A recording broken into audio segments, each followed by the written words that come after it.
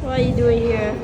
I am so hungry. Can you give me some You food? should follow. Hari ni kita nak ikut Aira pergi sekolah dia, nak sign report card dia. Jom. Sebelum sampai kelas Aira tu kena naik lift dulu sebab kelas Aira tinggi amat. Kalau naik tangga tu memang mengah lah sebab tingkat 1 kan. Ni dah sampai dah level kelas Aira ni, kita nak cari teacher dia je. Tapi Aira cakap tak panggil teacher, panggil miss je. Baru nak jumpa dengan teacher dia lah, seluar pula londe. Betul kan dulu. Kat sekolah Aira ni setiap satu mata pelajaran kita akan jumpa cikgu dekat bilik dia masing-masing. Macam sains dekat bilik lain, matematik dekat bilik lain. Ni memang penat lah sikit. Aira sempat jumpa dengan 3 orang cikgu je sebab dia dah bising dah. Lapar lah, boring lah. Dia gitulah kalau buat belajar. Memang 1000 alasan lah dia bagi. Ni dah start komplain dah ni. I am so hungry. Can you give me some food? You should follow to jumpa the teacher.